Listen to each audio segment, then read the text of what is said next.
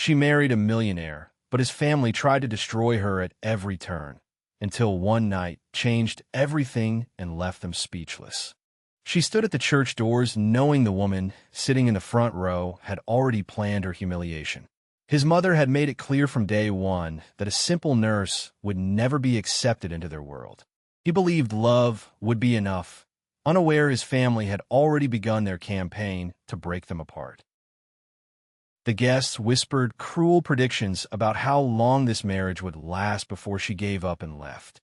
6 months earlier, she had been saving lives at the hospital, never imagining her own life was about to change forever.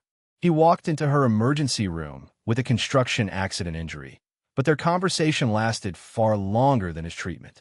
Their first date was supposed to last an hour, but 4 hours passed like minutes as they discovered everything they had in common. 3 months of pure happiness followed, stolen moments between her hospital shifts and his business meetings, falling deeper in love every day. When he proposed in that candlelit restaurant, she said yes immediately, believing their love could overcome any obstacle ahead. Then he brought her to meet his family at their estate, and she realized the battle for their marriage had just begun. His parents examined her like she was a threat to everything they had built, their eyes filled with suspicion and disdain. His mother asked invasive questions about her family income, her education background, her future expectations, each word sharper than a knife. She answered every humiliating question with grace and honesty, refusing to pretend she came from wealth she never had. He squeezed her hand under the table, silently promising he would stand by her no matter how cruel his family became. That night his mother told his father they needed to investigate this woman and find a way to end this relationship. She went home to her grandmother and cried, but the wise woman reminded her that God values character over bank accounts. She returned to work at the hospital, caring for patients who could not afford treatment, her compassion never dimming despite the pain. His mother invited her to lunches with socialites who mocked her simple clothing and asked where she bought her affordable accessories. But standing at these church doors, she whispered a prayer and remembered that God had never failed her before, and he would not start now. Before this story unfolds, where are you watching from today? Drop your location in the comments below. And if your heart is already invested, hit that like button and subscribe, because what happens next will absolutely leave you speechless. 6 months before the wedding, Katherine Hayes was finishing another exhausting 12-hour shift at County General Hospital, completely unaware her life was about to change forever. The emergency room had been packed all day, and she moved between patients with the efficiency and compassion that made her beloved by staff and patients alike. Daniel Whitmore walked through those doors that Tuesday afternoon, his hand throbbing from a construction site accident, a cut from jagged metal that definitely needed stitches. He had insisted on inspecting the property personally, something his father criticized constantly, but Daniel believed in understanding every aspect of his business. Katherine led him to an examination room and carefully unwrapped his makeshift bandage. As she cleaned and stitched the wound with steady hands, they talked. She told him about working her way through nursing school while caring for her grandmother, about choosing County General because she believed health care was a right, not a privilege. Daniel found himself captivated by her passion and authenticity. The women in his social circle talked about charity galas, but this woman lived her values every single day. When she finished bandaging his hand, he did something completely out of character. He asked if she would let him take her to coffee after her shift ended, his heart racing as he waited for her answer. Katherine said yes, and that evening they sat in a small coffee shop 3 blocks from the hospital. What was supposed to be quick coffee turned into 4 hours of conversation that flowed like they had known each other forever. She told him about losing her parents at 8, about the faith that sustained her and her grandmother through hardship, about dreams of opening a clinic for underserved communities.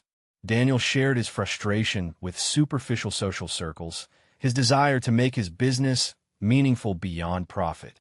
When the owner reminded them of closing time, they realized with shock that hours had vanished like minutes. Standing under streetlights outside, Daniel asked to see her again, and Katherine said yes without hesitation. Over the following 3 months, they saw each other whenever their schedules allowed. Daniel found himself leaving work early, something he had never done, just to steal hours with Katherine between her shifts. Their dates were simple but perfect. They walked through parks, tried food trucks, visited free museum days, activities that cost little but meant everything. Daniel discovered a world where happiness did not require exclusive restaurants or VIP clubs. Katherine showed him that joy could be found in shared ice cream, feeding ducks at the pond, watching street performers. He was falling in love not just with her, but with the authentic life she represented. During dinner at her favorite neighborhood restaurant, Katherine told Daniel more about her grandmother Margaret, the remarkable woman who had raised her with unconditional love and unwavering faith after the tragedy. She described how Margaret worked multiple jobs to provide for her, never complaining despite hardship, teaching Katherine that true wealth was measured in love and character, not money. Daniel found himself wanting to meet this woman who had shaped Katherine into the person he was falling for. 3 weeks into their relationship, Katherine invited him to Sunday dinner at her grandmother's apartment, and Daniel felt nervous in a way he never had before. As Daniel pulled up to the modest building in a neighborhood his family would never visit, his nervousness intensified. This was not about impressing business partners or navigating social politics. This was about meeting someone who truly mattered to the woman he was falling in love with, and he desperately wanted to make a good impression. Margaret opened the door with a warm smile that reminded him instantly of Katherine. She welcomed him into the small but immaculately kept apartment that smelled of home-cooked food and fresh flowers. When he presented the bouquet he had brought, she accepted it with genuine delight, not the polite dismissiveness of his own mother. Margaret told him to make himself at home, and somehow in this tiny apartment that could fit into his penthouse 3 times over, Daniel felt more at home than he ever had in the mansion where he grew up. She asked about his work, his family, his life, but with genuine interest and kindness, not interrogation. Daniel found himself being completely honest, admitting that despite financial success, he often felt empty, like something essential was missing. Margaret nodded with understanding and said that material comfort could never fill a spiritual void, that real fulfillment came from love, purpose, and faith. Her words struck something deep in Daniel's heart. Dinner was simple but delicious, pot roast with vegetables Margaret had been cooking since morning. As they ate, she told stories about Katherine's childhood, about the little girl who bandaged her dolls and announced she would be a nurse someday. Katherine blushed with embarrassment, but Daniel loved every detail, every glimpse into the life that formed this incredible woman. The laughter around that small table felt more valuable than any expensive meal at a 5-star restaurant ever had. After dinner, Daniel insisted on helping with dishes despite protests, and as they stood at the sink, Margaret quietly told him that Katherine's heart was a precious gift, hoping he understood her true value. Daniel promised sincerely that he saw Katherine's true value, that her compassion and authenticity were worth more than any inheritance or social status. Margaret patted his hand and said she believed him, that she could see it in the way he looked at her granddaughter. As Daniel left that evening, kissing Katherine goodnight on the sidewalk outside under streetlights, he knew with absolute certainty he had fallen in love, not with superficial attraction, but with the real, authentic, beautiful person Katherine was. He loved her dedication to helping others, her unwavering faith, her ability to find joy in simple things. That night, lying in his expensive penthouse that suddenly felt cold and empty, Daniel realized that Katherine and Margaret had shown him what real wealth looked like. It was not measured in bank accounts or property portfolios. It was measured in love freely given, in meals shared with gratitude, in homes filled with warmth despite modest size, in faith that sustained through hardship. For the first time in his life, Daniel understood what it meant to want to be a better person, and it was all because of the nurse with kind eyes who had walked into his life through an emergency room.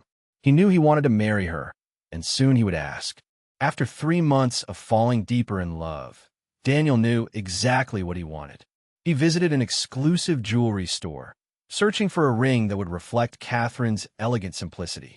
The jeweler showed him elaborate designs with massive center stones, but Daniel kept returning to a classic solitaire diamond on a delicate platinum band. It was perfect, timeless, and elegant, just like Katherine.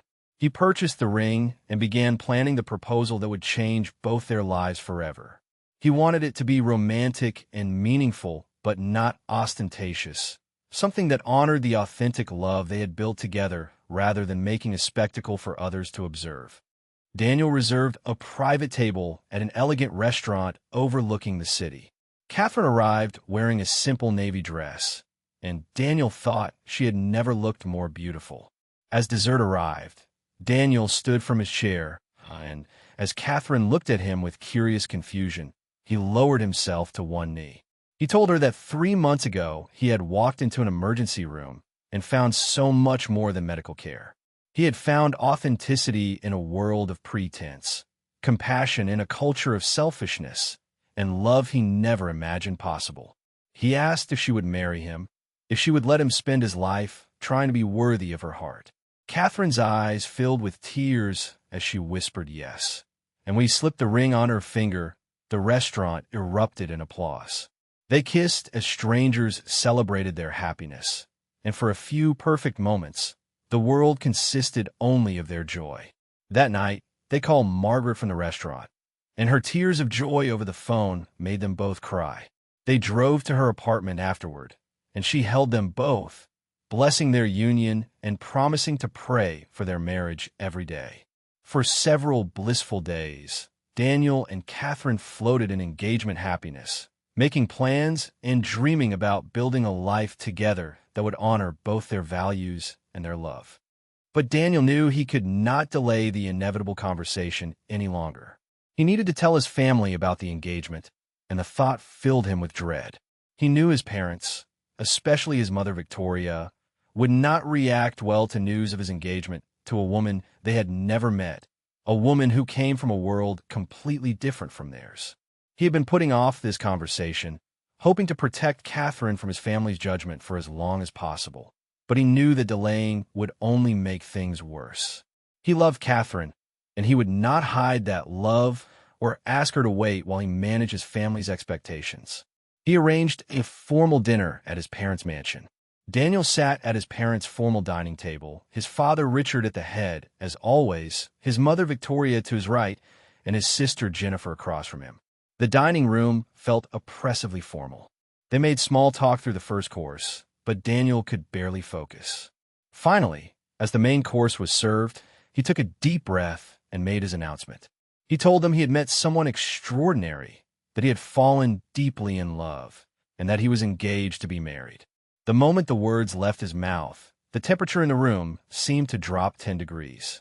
Victoria's wine glass stopped halfway to her lips, suspended in midair as she processed his words. She almost choked on the wine she had just sipped, her face going pale and then flushing red. Richard's expression darkened immediately, his jaw tightening with barely controlled anger. Jennifer looked between her parents and brother with wide eyes, sensing the storm about to break. Victoria carefully set down her wine glass, her hand trembling slightly, and asked in a voice that could freeze water who this person was and why they had never heard of her before this moment. The careful politeness of her tone made the fury beneath even more terrifying. Daniel explained that her name was Katherine Hayes, that she was a nurse at County General Hospital, and that she was the most remarkable person he had ever met. Victoria stood abruptly from the table, her chair scraping against the floor with a harsh sound that echoed through the formal dining room. She demanded to know how long this had been going on, why Daniel had hidden this relationship from them, what this woman's family background was, and whether he had completely lost his mind. Her voice rose with each question, the careful social polish cracking to reveal genuine fury beneath. Richard remained in his chair, but his silence was somehow more ominous than Victoria's outburst, his face turning to stone as he stared at his son. Daniel remained calm, though his hands clenched at his sides. He explained that he had not hidden Katherine. He had simply wanted to be certain of his feelings before involving his family. He told them Katherine came from modest means but had extraordinary character, that she had worked her way through nursing school while caring for her grandmother, that she dedicated her life to helping others. Richard finally spoke, his voice cold and measured like a judge delivering a sentence. He said that Daniel was the heir to a business empire worth hundreds of millions, that his choice of wife was not just personal, but had implications for the entire family and company, for the Whitmore legacy itself. He suggested that perhaps Daniel was confusing infatuation with love. Victoria added that they needed to meet this Katherine immediately to understand what kind of person had managed to capture their son's attention so completely and so quickly. The way she said Katherine's name made it sound like an accusation, like she was already convinced this was some kind of scheme or manipulation. She mentioned that a proper background check would be absolutely necessary, that they needed to protect the family interests, that surely Daniel understood the reality of their position in society and the responsibilities that came with the Whitmore name. Daniel felt anger rising in his chest at the clear implication that Katherine might be some kind of gold digger, but he forced himself to remain calm and controlled. Daniel told his parents firmly that Katherine was not on trial, that he was informing them of his engagement, not asking their permission. He said he would appreciate their support and blessing, but he would marry Katherine with or without it. Victoria gasped at his defiance and used her son standing against her wishes so directly and forcefully. Richard's face turned red with suppressed rage, his fists clenching on the table. Jennifer reached out to touch Daniel's arm, silently supporting him even as she feared their parents' reaction. The dinner ended in cold, heavy silence. As Daniel left the mansion that night, Victoria's final words echoed in his mind. She had said, with false sweetness masking steel, that of course they would love to meet Katherine, that they should arrange dinner at the mansion soon so they could all get to know each other properly. The invitation sounded more like a summons to court than a family dinner, and Daniel knew the real battle was only just beginning. The invitation to dinner at the Whitmore mansion arrived 3 days after Daniel's announcement, delivered by formal card rather than phone call, emphasizing the gravity of the occasion. Katherine stood in her small bedroom, looking at her reflection as she tried on a modest but elegant dress Margaret had helped her choose that morning. Her hands trembled slightly as she adjusted the simple pearl necklace that had belonged to her mother. Margaret stood behind her, placing gentle hands on her shoulders and reminding her that she had nothing to prove to anyone, that her worth came from her character and faith, not from the approval of wealthy strangers. The dress was dignified and appropriate without trying to pretend Katherine was someone she was not, exactly what Margaret knew was right for this difficult evening ahead. As Daniel's car pulled up to the Whitmore estate, Katherine felt her breath catch at the sheer scale of the mansion. Towering white columns rose 3 stories high. Perfectly manicured gardens stretched in every direction with sculpted hedges and prize-winning roses, and a marble fountain in the circular driveway probably cost more than her entire apartment building. Daniel squeezed her hand reassuringly as a valet appeared to take the car. They walked up wide marble steps to the entrance, heavy wooden doors opening to reveal a butler who led them through a foyer that looked like a European palace, with crystal chandeliers, gleaming marble floors, and priceless artwork lining the walls. Every detail screamed intimidating wealth and privilege. Victoria and Richard waited in the formal living room, both dressed as if attending a state function. Jennifer stood slightly to the side, offering Katherine a small, sympathetic smile that her mother did not see. Victoria's eyes swept over Katherine from head to toe in one quick, assessing glance that communicated disapproval without a single word. Richard's handshake was brief and cold, his posture rigid. Victoria offered her cheek for Daniel to kiss, then turned to Katherine with a smile that did not reach her cold green eyes, welcoming her with words that sounded rehearsed and empty. The room felt arctic despite the warmth of the evening outside. Victoria immediately began what felt less like conversation and more like interrogation. She asked Katherine about her family background with a tone suggesting she was interviewing a job candidate. Katherine explained with quiet dignity about losing her parents at 8, about being raised by her grandmother in modest circumstances. Victoria's expression suggested she found this deeply unsatisfactory, as if Catherine's lack of prestigious lineage was a personal failing. She asked about Catherine's education, and when Katherine explained working multiple jobs through nursing school, Victoria made a small sound that felt more like pity laced with condescension than sympathy. Jennifer shifted uncomfortably, recognizing her mother's calculated cruelty but uncertain how to intervene. When dinner was announced, they moved to the formal dining room, where the table displayed more silverware than Katherine had ever seen at one place setting. Multiple forks, spoons, glasses for different wines, all arranged in a pattern designed to intimidate anyone unfamiliar with formal dining etiquette. Katherine watched Victoria carefully to see which utensil to use first, grateful for the etiquette books she had nervously studied. The meal proceeded through multiple courses, each one an opportunity for Victoria to ask more probing questions. She inquired about Catherine's salary, her grandmother's apartment, her expectations for future lifestyle, about what kind of life she imagined as Daniel's wife.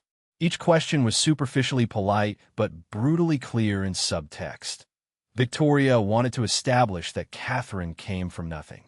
Katherine answered every invasive question with honesty and dignity, refusing to apologize for her humble background or pretend to be something she was not.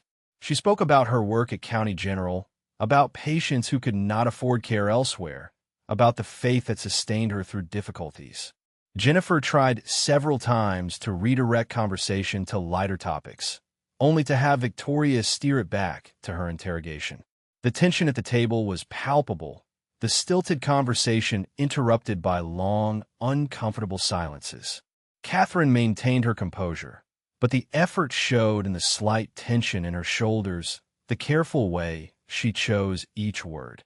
Richard, who had been mostly silent, finally spoke in his measured, authoritative voice. He questioned Katherine about her expectations for the future, what she anticipated her role would be in Daniel's life, whether she understood the responsibilities and scrutiny that came with the Whitmore name. His tone suggested he was testing whether Katherine had realistic expectations or dangerous delusions. Katherine responded thoughtfully, explaining that she expected to continue nursing because it was her calling, that she hoped to support Daniel while maintaining her own identity, that she understood his family had expectations but hoped they could respect that she came with her own values and commitments. Victoria's expression tightened at Katherine's answer. She mentioned, with false casualness, that given the significant difference in financial circumstances between Katherine and Daniel, perhaps it would be sensible to have a prenuptial agreement. She said this delicately, as if softening a blow, but her eyes watched Katherine carefully for signs of offense or resistance. Jennifer visibly cringed at her mother's bluntness, embarrassment evident on her face. The table fell silent, everyone waiting to see how Katherine would respond to what was clearly intended as a test of her true intentions. The moment stretched, tension thick enough to cut with one of the many knives on the table. Katherine surprised everyone by responding immediately and without defensiveness. She said she thought a prenuptial agreement was perfectly reasonable and sensible. She stated clearly that she was marrying Daniel because she loved him, not because of his family's wealth, and she had absolutely no interest in money that was not earned by her own work. She had supported herself her entire adult life and had no intention of becoming financially dependent on anyone. The room fell into stunned silence. Victoria, clearly not expecting that response, her carefully planned script disrupted. Under the table, Daniel found Katherine's hand and squeezed it gently, pride evident in his expression. Victoria's eyes narrowed, and instead of seeming reassured, she appeared even more suspicious, as if Katherine's reasonableness was itself manipulation. After Daniel and Katherine left, Victoria and Richard retreated to his private study. Victoria paced back and forth, her elegant composure cracking to reveal anger beneath. She told Richard that something about that girl did not add up, that no one was that agreeable about a prenup unless they were playing a longer game. She said Katherine's performance had been too perfect, too calculated, that someone from her background should have shown more insecurity or awkwardness in their home. Victoria declared they needed to investigate Katherine Hayes thoroughly, to dig into her past, to find out what she was really after. Richard nodded slowly, agreeing that due diligence was warranted. Victoria picked up her phone, already planning to call the private investigator she used for sensitive family matters, determined to uncover whatever secrets this nurse was hiding. Victoria wasted no time.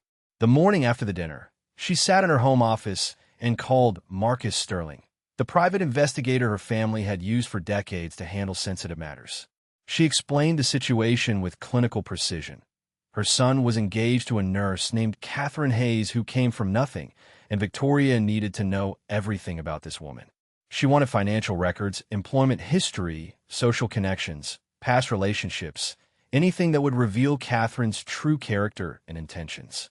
Marcus assured her he would be thorough and discreet, and Victoria ended the call feeling satisfied that soon she would have the ammunition she needed to protect her son for what she was convinced was a calculated trap.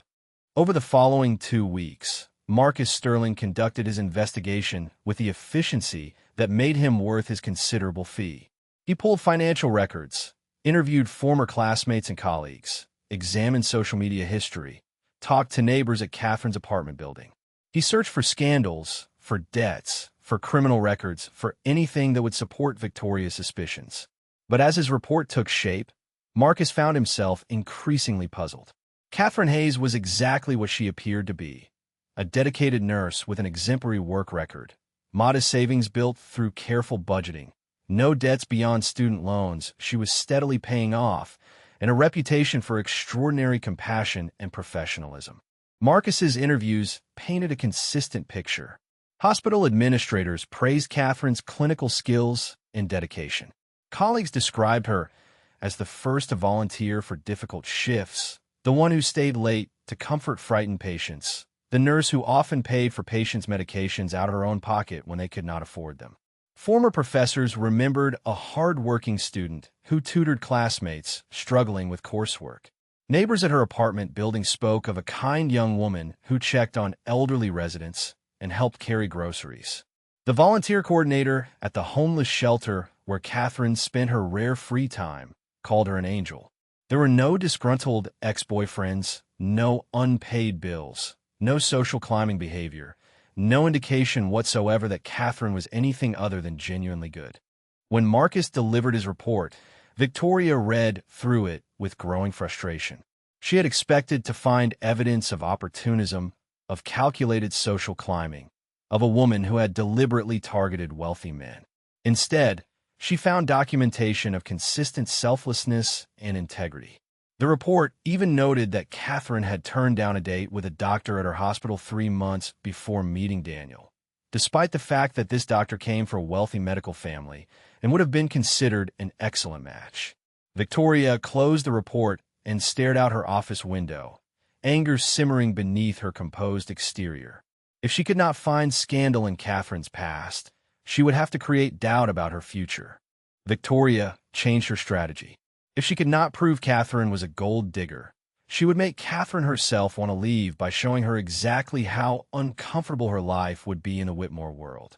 She arranged a charity luncheon, inviting Katherine to join her and several of her closest friends, all prominent socialites from families as wealthy as the Whitmores. She presented it as a kind gesture, an opportunity for Katherine to meet people and feel welcomed into their social circle. But Katherine sensed the trap in Victoria's too sweet smile, knew this was another test, another battlefield in the ongoing war. Still, she agreed to attend, refusing to show fear or give Victoria the satisfaction of seeing her back down.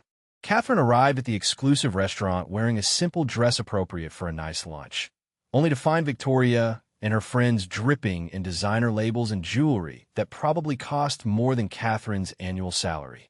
The women greeted Katherine with practiced politeness, the kind of surface friendliness that did not reach their assessing eyes. Victoria made introductions, and Katherine noticed how each woman's gaze swept over her modest outfit with barely concealed judgment. The conversation began pleasantly enough, but Katherine quickly realized she was being deliberately excluded. The women discussed recent trips to Paris and Milan, Their latest purchases from boutiques Katherine had never heard of, their memberships at exclusive clubs that required family legacy and substantial fees. One woman asked Katherine where she liked to shop, the question innocent on the surface, but loaded with condescension. Katherine answered honestly that she shopped at affordable stores and often bought secondhand, when possible, because she preferred to save money for things that mattered more than clothes. The women exchanged quick glances, and Victoria's friend made a comment about how refreshing it was to meet someone so unconcerned with appearances, the compliment somehow feeling like an insult. Another woman mentioned her daughter's upcoming debutante ball and asked if Katherine had been a debutante. When Katherine explained she had never heard of debutante balls until college, the woman made a sympathetic sound that dripped with pity and superiority. Katherine tried to redirect conversation to topics where she could contribute, mentioning her work at the hospital and the satisfaction of helping patients recover.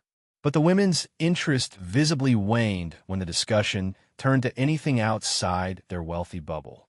One woman said that charity work was admirable, but asked why Katherine did not join hospital boards instead of doing the actual nursing work, as if hands-on care was beneath someone engaged to a Whitmore. The implication was clear. Katherine's actual job, the work she loved and found meaningful, was viewed as something embarrassing, something she should abandon for more socially appropriate activities that involved writing checks rather than providing care. Victoria delivered the final blow near the end of lunch.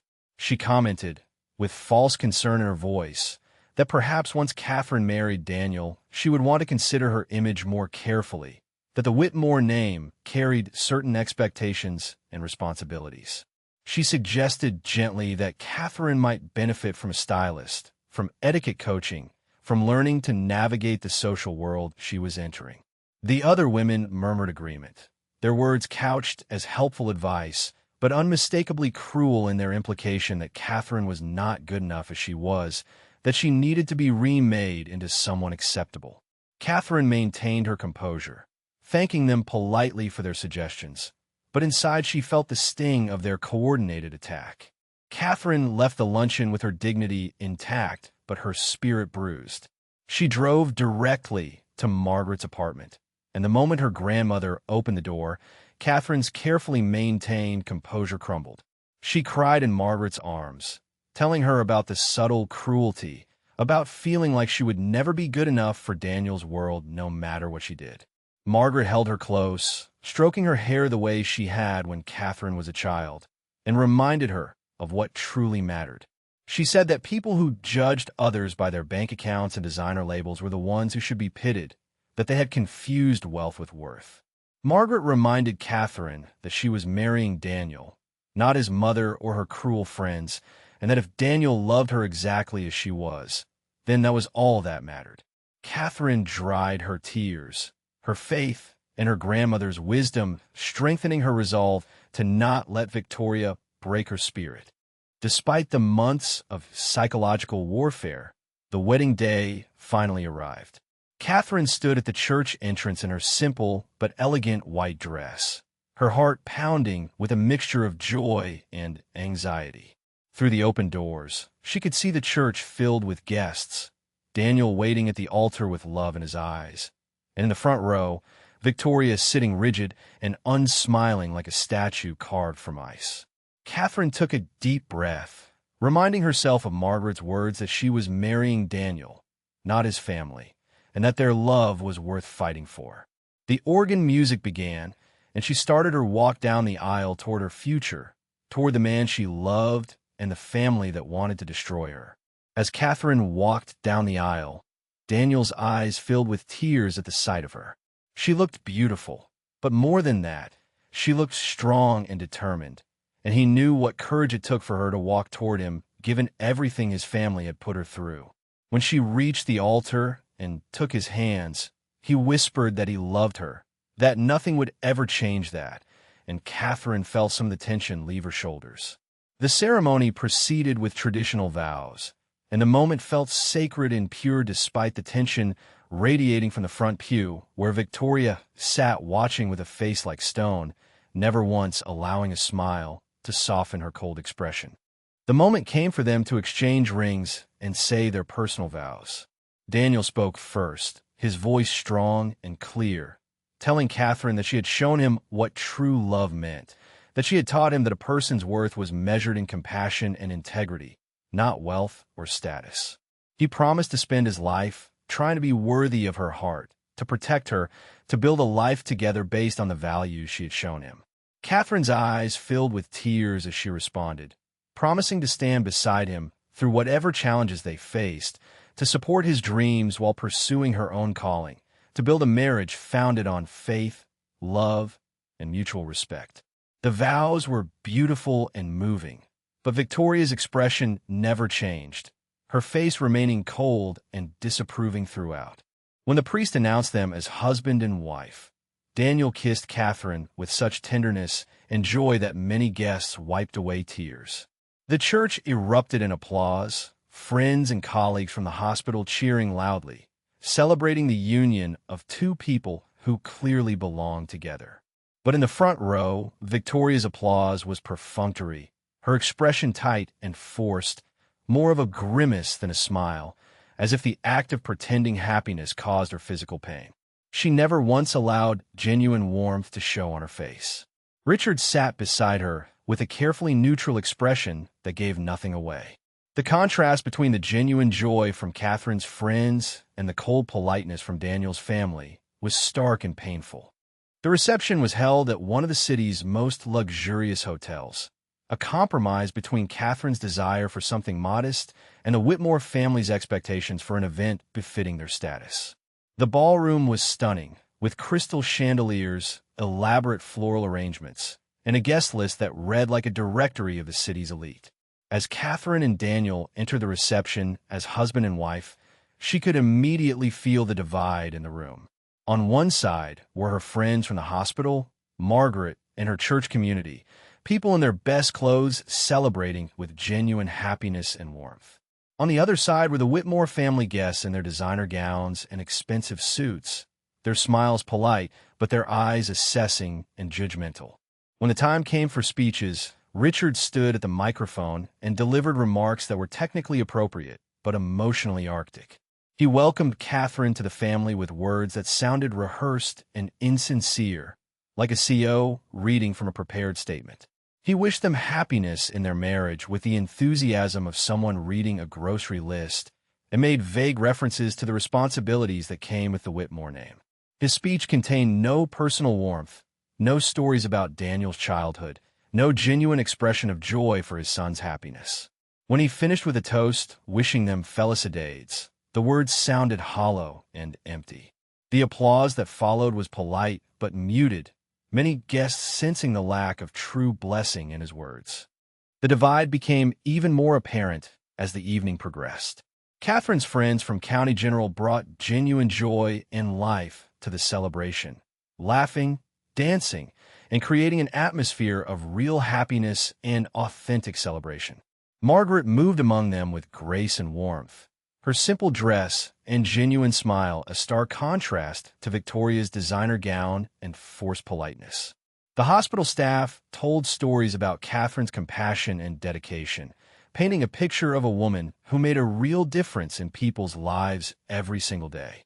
Meanwhile, the Whitmore family guests stood in elegant clusters, making polite small talk, but seeming uncomfortable with the presence of people they considered beneath their social class, their cordial smiles never reaching their eyes. Jennifer, Daniel's sister, had perhaps drunk a bit more champagne than intended, and as the evening wore on, she found Katherine for a private moment away from the crowd. She took Katherine's hand and spoke with unusual honesty, her guard lowered by alcohol and genuine affection that had grown over the months. She told Katherine that she admired her strength, that she had watched her mother try to break Katherine and seen Katherine refuse to break or bend beyond recognition. Jennifer confided, her words slightly slurred but sincere, that it was not anything personal, that their mother was like this with everyone who threatened her control over the family, that Victoria had driven away friends and potential partners before. She said Katherine had already proven herself stronger than most people Victoria tried to intimidate. As the reception ended and Katherine and Daniel prepared to leave for their honeymoon, they stood together in a quiet moment, holding each other close. Daniel apologized for his family's coldness, for Victoria barely touching Katherine during the entire reception, avoiding any physical contact beyond the briefest obligatory embrace. But Katherine stopped him, saying she had not married his family. She had married him, and that was all that mattered. They talked about the honeymoon, just 5 days at a coastal resort, the longest Daniel could take away from his business responsibilities despite Katherine wishing for more time away. It was not the extensive European tour Victoria had suggested with barely concealed condescension, but Katherine preferred it that way, wanted time alone with her husband without pressure. When they returned from their brief honeymoon a week later, they moved into the luxury penthouse apartment that was Richard's wedding gift to them. Katherine had deeply mixed feelings about the gift, knowing it came with invisible strings attached, that living in a building owned by the Whitmore family meant living under their constant watchful eye and control. The penthouse was beautiful, with floor-to-ceiling windows and modern furnishings, but Katherine understood immediately that this was strategy, not generosity. Richard wanted them close, wanted to keep them under observation in the family's building where Victoria could appear unannounced whenever she wished. As they unpacked and settled in, Katherine looked out at the city lights and felt the weight of her new reality.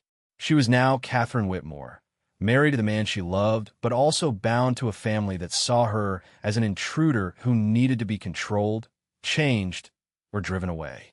The first months of marriage brought a new kind of challenge for Katherine. She tried to maintain her work schedule at County General Hospital, the job that gave her purpose and identity, but the pressure to conform to Victoria's expectations grew with each passing week. Katherine would leave for her early morning shift at the hospital, sometimes working 12-hour days, caring for patients who desperately needed her skills and compassion. She would come home exhausted, but fulfilled, only to find messages from Victoria expressing disapproval. The implied message was always the same. A Whitmore wife should not be working in a public hospital, should not be doing hands-on nursing, should not be living like someone who needed to earn a living. At a charity gala one evening, Victoria made her feelings devastatingly public. She was speaking with a prominent socialite when the woman asked about Daniel's new wife. Victoria's response was carefully worded, but brutally clear. She said that Katherine was still adjusting to her new position, that she came from a background where women needed to work, but that hopefully soon Katherine would understand that a Whitmore wife did not need to continue employment at a public hospital. The comments spread through their social circle like wildfire, and Katherine heard about it from 3 different people before the evening ended. The humiliation was intentional, designed to pressure Katherine into quitting the job she loved. Daniel was furious when Katherine told him about his mother's public comment. He wanted to confront Victoria immediately, to tell her to stop interfering in their marriage, but Katherine asked him to wait. She explained that confrontation would only make Victoria more determined, would turn their marriage into an open battlefield. Instead, Katherine proposed a compromise. She would reduce her hours at the hospital, going part-time instead of full-time, but she would not abandon her work completely. It was a painful decision, cutting back on something so central to her identity, but she hoped it might ease some of the constant pressure while allowing her to maintain connection to the work she loved and the patients who needed her. But reducing her hours did not satisfy Victoria. If anything, it seemed to encourage her belief that with enough pressure, Katherine would give up entirely. Victoria began appearing at their penthouse apartment without warning or invitation, using the access she had as a family member in a building owned by the Whitmores. She would arrive unannounced in the afternoon, letting herself in with the building master key, and Katherine would come home to find her mother-in-law rearranging furniture, critiquing decor choices, or leaving shopping bags full of expensive items Katherine had never asked for and did not want. Each unannounced visit felt like an invasion, a reminder that this beautiful apartment was not truly their private space. During one particularly intrusive unannounced visit, Victoria walked through the apartment, making comments about everything she found lacking. The furniture was not appropriate for entertaining important guests.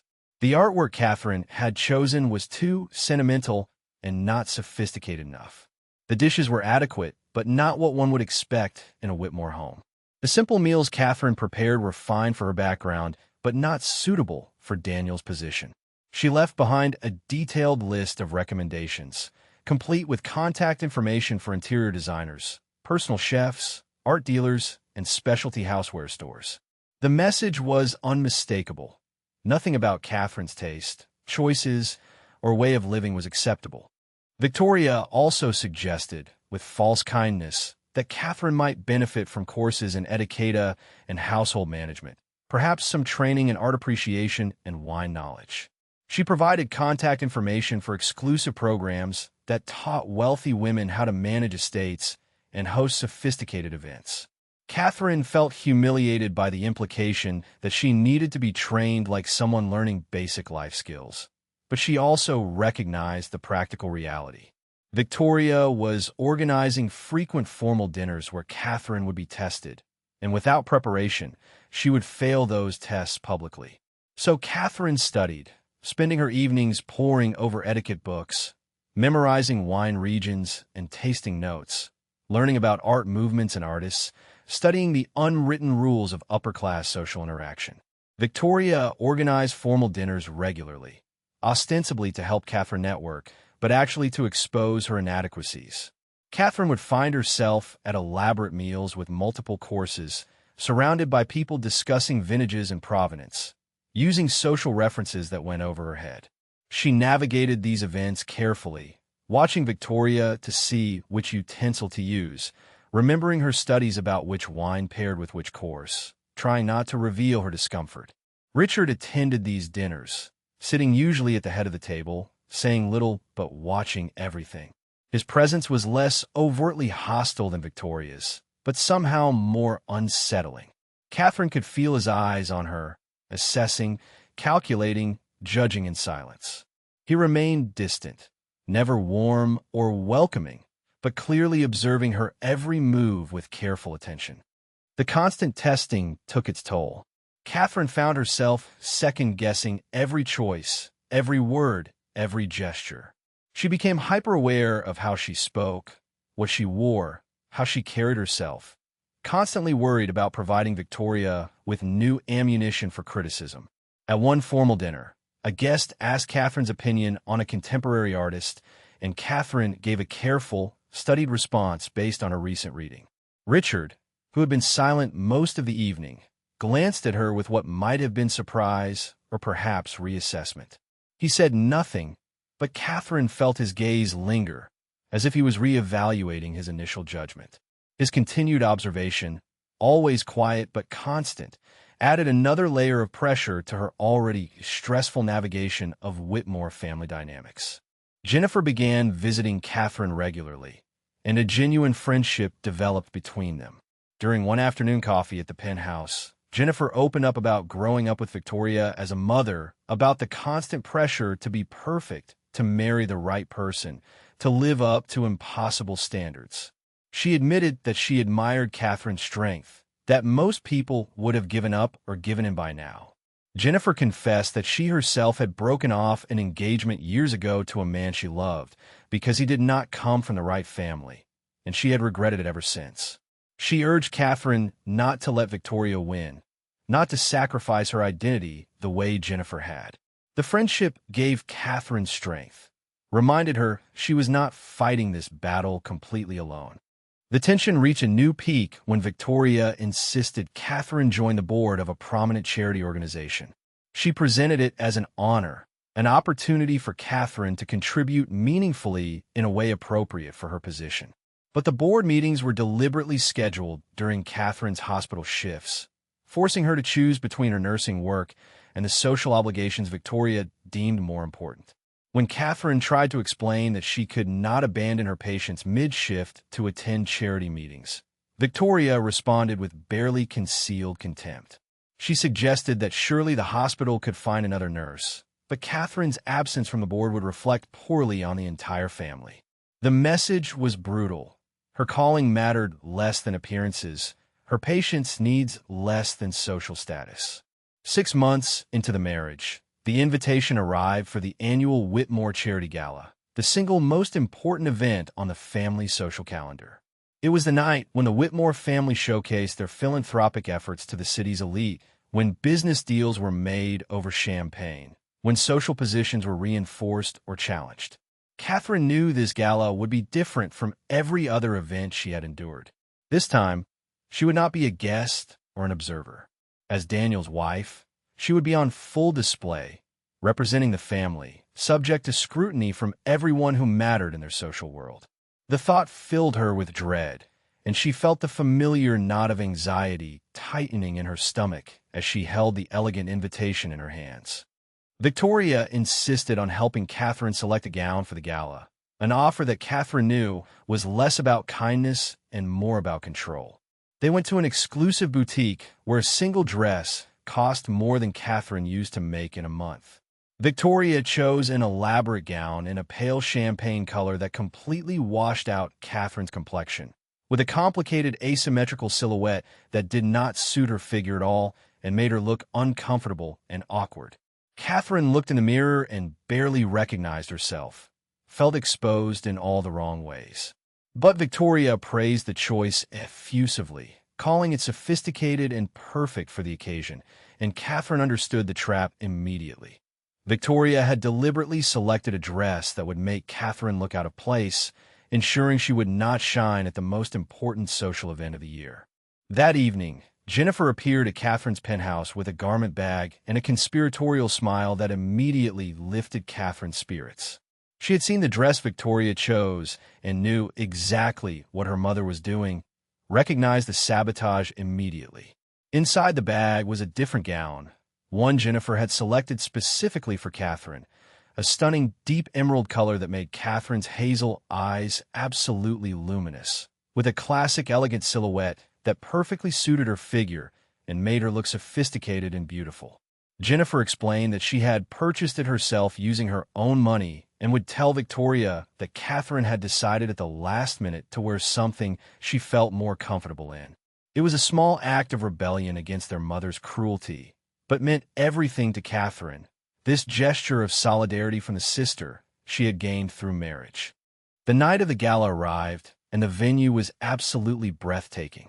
The city's most luxurious hotel ballroom had been transformed into an elegant wonderland, with crystal chandeliers the size of cars casting soft romantic light over tables draped in silk, elaborate floral arrangements that probably cost more than Katherine's yearly salary, and a guest list that read like a directory of the most powerful and wealthy families in the entire region. Katherine arrived with Daniel, wearing Jennifer's emerald gown, and she felt more confident than she had expected. Daniel's eyes had widened with pure admiration when he first saw her, and he had whispered that she looked absolutely stunning, like she belonged on a magazine cover.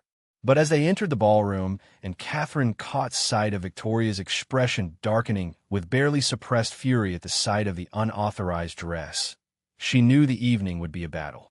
Victoria approached them within minutes, her smile fixed and dangerous like a predator circling prey. She complimented Katherine's dress through gritted teeth, making a pointed comment about unexpected last-minute changes and hoping Katherine understood the importance of family coordination for major events. Then she began introducing Katherine to the assembled elite, and Katherine recognized the strategy immediately. Victoria was presenting her as Daniel's wife, but in ways designed to diminish and belittle her. She introduced Katherine to a prominent business magnate with the exact words, "This is Katherine, an infirmarinha who somehow managed to capture my son's heart." The diminutive Portuguese term, the condescending tone, the emphasis on captured rather than won, all combined to make Katherine sound like an opportunistic fortune hunter rather than Daniel's chosen wife. But Victoria's plan began to backfire almost immediately. A prominent CEO named Robert Henderson approached their group, and his face lit up with genuine recognition when he was introduced to Katherine. He told everyone that Katherine had cared for his elderly mother during her final weeks at County General Hospital, describing with emotion how Katherine's compassion and professionalism had made an unbearable time bearable for their entire family. He praised her dedication, her skill, her extraordinary kindness, and said Daniel was fortunate to have married someone with such clear integrity and purpose. Victoria was forced to stand there smiling, her expression tight and brittle like glass about to shatter. Nodding along to praise she clearly resented, but could not openly contradict without appearing cruel in front of important business connections. Katherine maintained her grace and poise throughout the introductions, and, as the evening progressed, something unexpected happened. She began having genuinely engaging conversations with the business elite. She spoke intelligently about healthcare access and policy reform with hospital administrators, discussed effective charitable giving strategies with foundation directors, and talked about patient care quality with medical equipment executives. Katherine was not pretending to be someone she was not trying to perform wealth or mimic sophistication. She was simply being herself, speaking passionately and knowledgeably about topics she understood deeply and cared about genuinely. And to her surprise, people responded with real interest and respect, not the polite dismissal she had feared.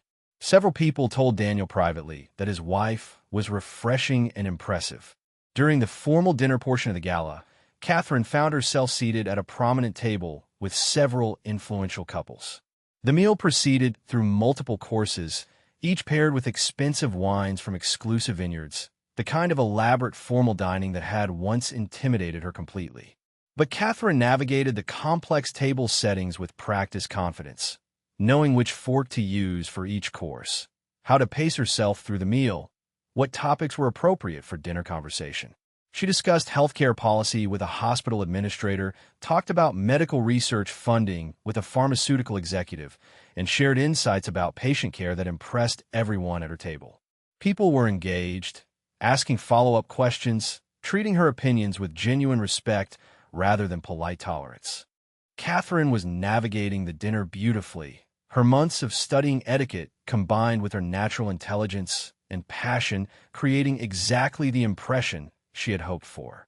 A renowned surgeon seated next to her asked her opinion on a controversial medical policy, and Katherine gave a nuanced response that sparked genuine intellectual discussion around the entire table. She answered questions about her work thoughtfully, discussed the challenges facing public hospitals with insight, and spoke about healthcare access with the kind of expertise that came from actual experience rather than theoretical knowledge. She could feel herself relaxing slightly, beginning to believe that perhaps she could survive this evening with her dignity intact, perhaps even prove to Victoria that she belonged in this world after all. The conversation flowed naturally, and for the first time at a Whitmore family event, Katherine felt almost comfortable. Then, without any warning, everything changed in an instant.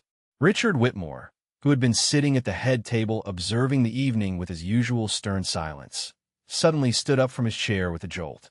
His face went deathly pale, his hand clutched desperately at his chest, and his wine glass fell from his other hand, shattering on the floor with a crash that cut through the elegant dinner conversation. Victoria screamed his name as he staggered backward, his eyes wide with pain and confusion and fear. The elegant ballroom erupted into chaos as people realized something terrible was happening to one of the most powerful men in the city. Richard collapsed against the table, knocking over crystal and china with loud crashes. His breathing labored and his face contorted in agony. Someone shouted to call an ambulance immediately. Victoria was crying hysterically, reaching for her husband with shaking hands but not knowing how to help. And in that moment of crisis, with everyone frozen in shock or dissolving into panic, no one noticed Katherine already moving toward Richard with the focused determination of someone whose medical training had just activated.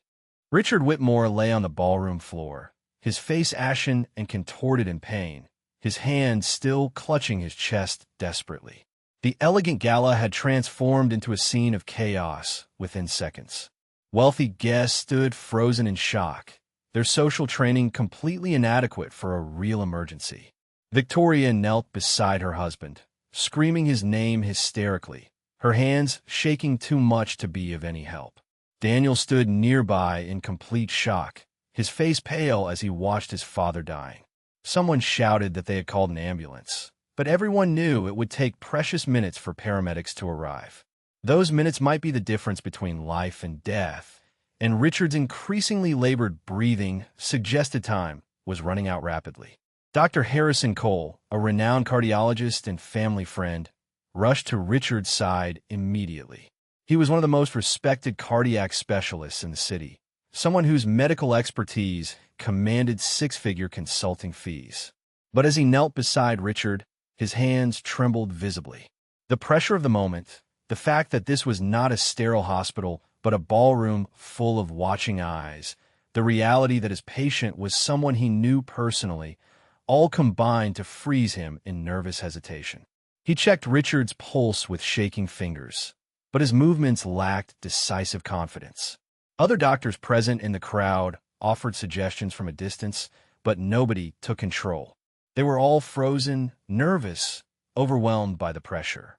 Katherine had been across the ballroom when Richard collapsed, but the moment she saw him fall, every instinct from years of emergency room experience activated instantly. She pushed through the crowd of frozen guests, her elegant gown forgotten, her social anxiety evaporating completely. This was what she had trained for, what she did almost every day at County General Hospital. Heart attacks did not care about ballrooms or wealth or social status. This was a medical emergency, and she knew exactly what needed to happen. She reached Richard's side and immediately began assessing the situation with rapid efficiency, her emergency training taking over completely and blocking out everything else. Katherine dropped to her knees beside Richard without hesitation and immediately checked his pulse and breathing with practiced automatic movements. She looked up at Dr. Cole and asked direct questions in a voice that cut through the chaos. How long since collapse? What symptoms before falling? Any medications tonight? Her tone carried absolute authority.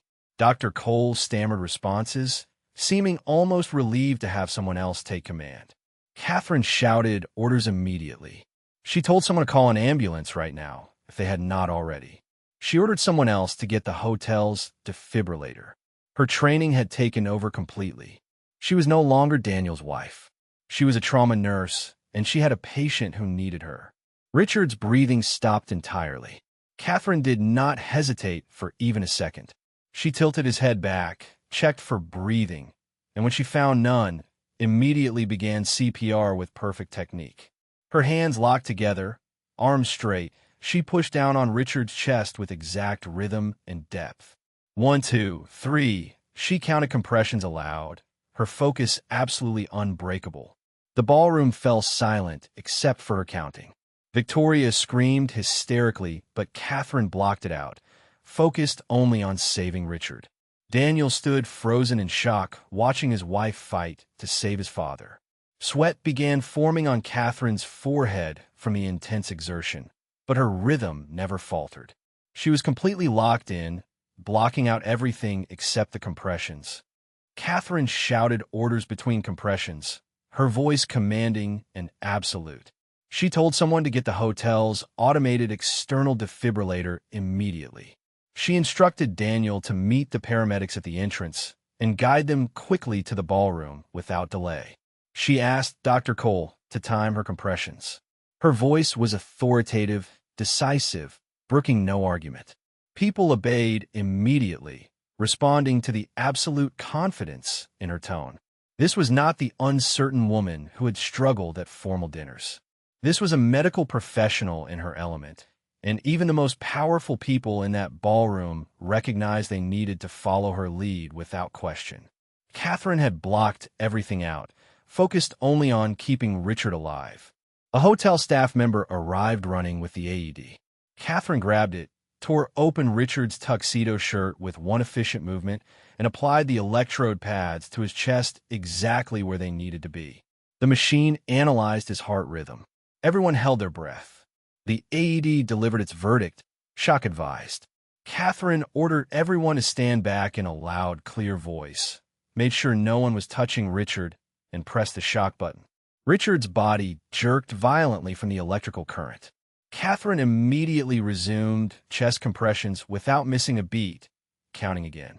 She applied the defibrillator correctly and continued compressions with perfect technique. Her arms ached, but her rhythm never faltered. She had fought death in emergency rooms before, and she was not going to let it win tonight. Paramedics arrived with their equipment, and Katherine did not stop compressions until they were ready to take over.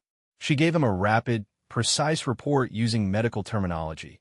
Exact time of collapse, all symptoms observed, every intervention performed, number of shocks delivered, current status.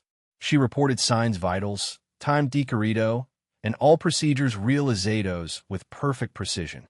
The paramedics looked at her with immediate professional respect, recognizing she was medical personnel, that her actions had saved this man's life.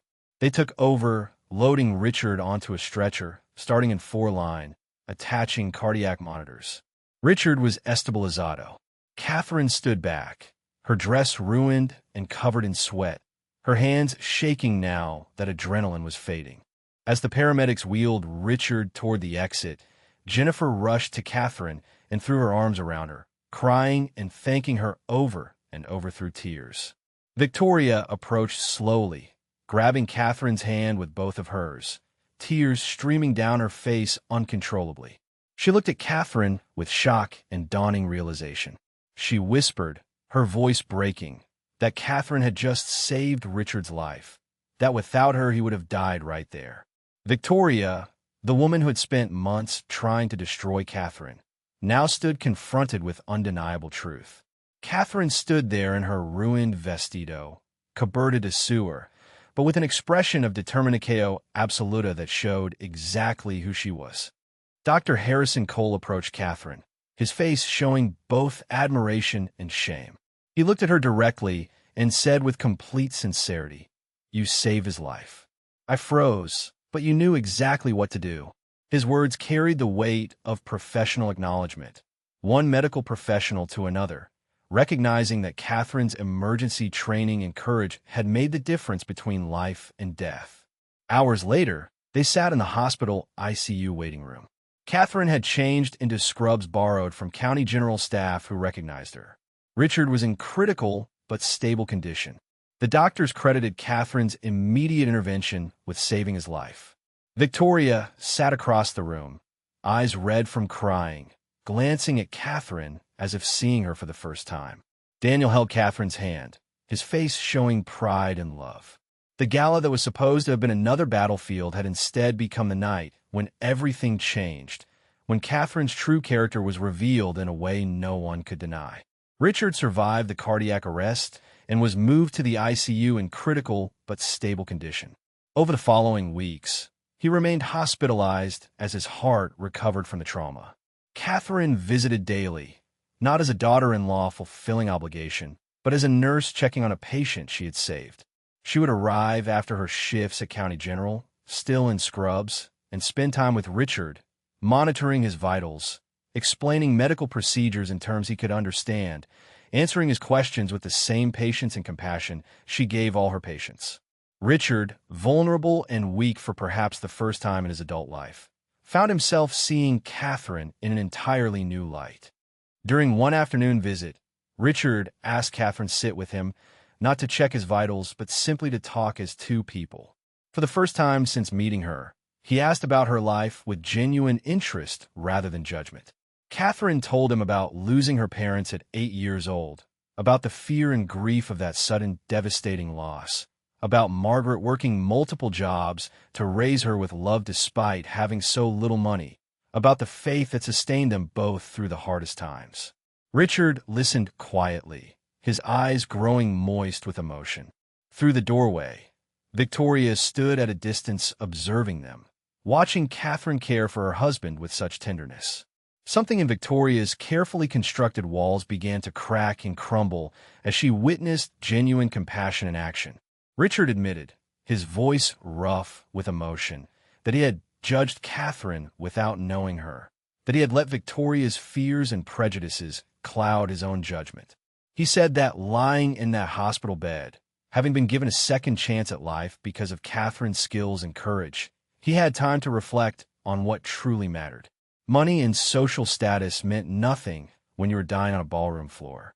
What mattered was having someone nearby who knew how to save your life, who cared enough to act when others froze.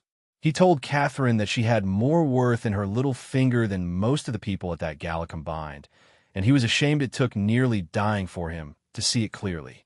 One afternoon, Thomas Morrison, the business partner whose daughter Katherine had secretly saved with anonymous payment for surgery years ago, came to visit Richard in the hospital. The two men had known each other for decades, partners in multiple business ventures.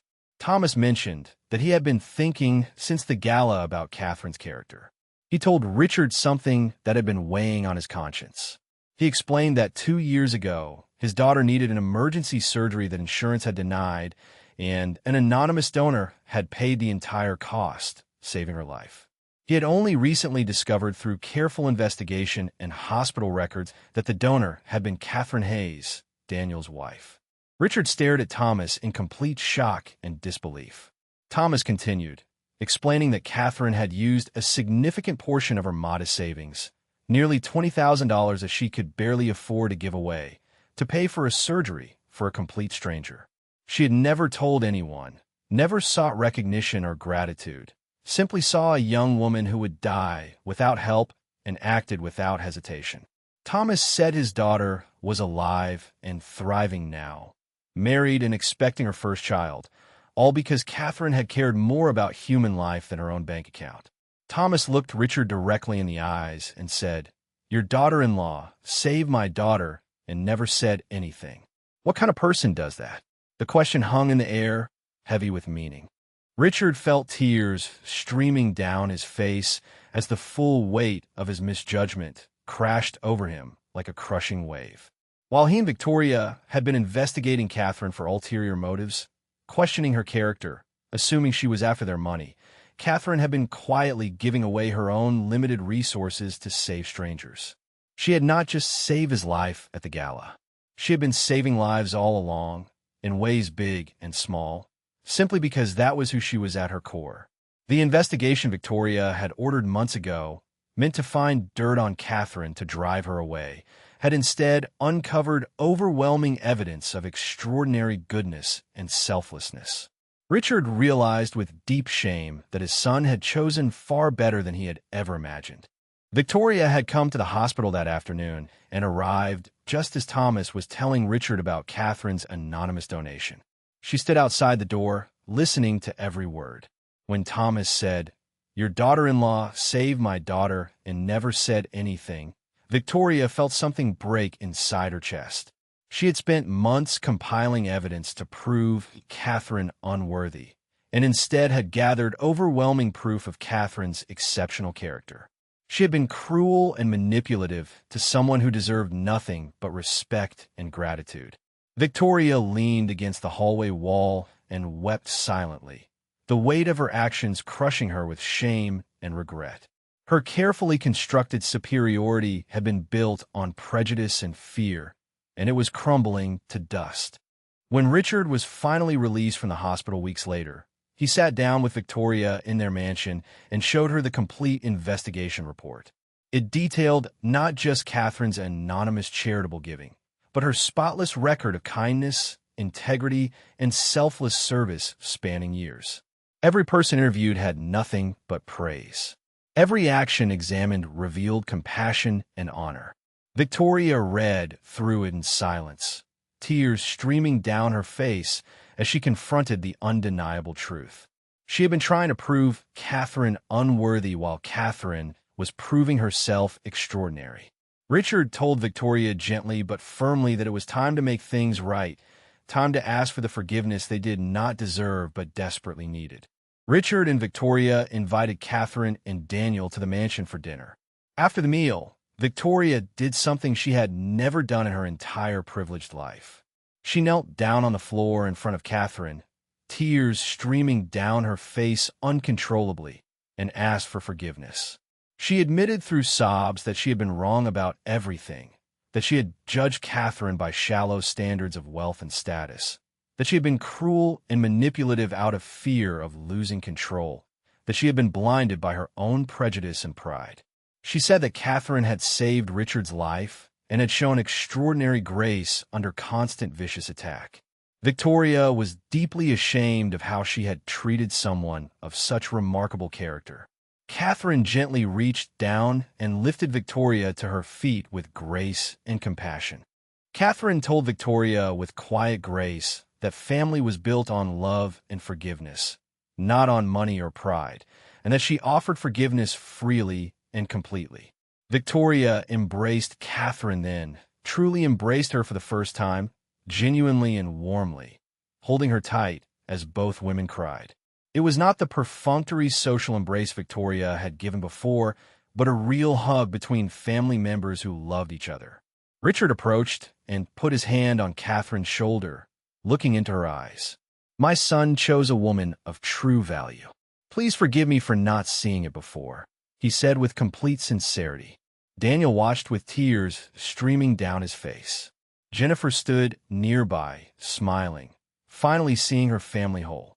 Months later, the entire Whitmore family gathered not in their mansion, but in Margaret's small, modest apartment for Sunday dinner. Katherine was visibly pregnant, glowing with joy and peace. Victoria sat in the humble kitchen helping Margaret cook, laughing at her own clumsy attempts and asking for advice with genuine humility, learning recipes she had never needed to know before. Richard sat at the simple table and held Catherine's hand, thanking her again for the gift of life. Jennifer smiled, watching her family finally real and connected. Daniel looked at his pregnant wife with overwhelming love and pride. The message was clear and profound. The true value of a person is not found in bank accounts or social status, but in character, compassion, and courage to do what is right. Sometimes God uses the most difficult circumstances to teach the most important lessons about humility, love, and redemption. Katherine had not changed to fit their world. Her grace and unshakable strength had changed them, teaching a family that had everything material but lacked what mattered most: how to truly value another human being.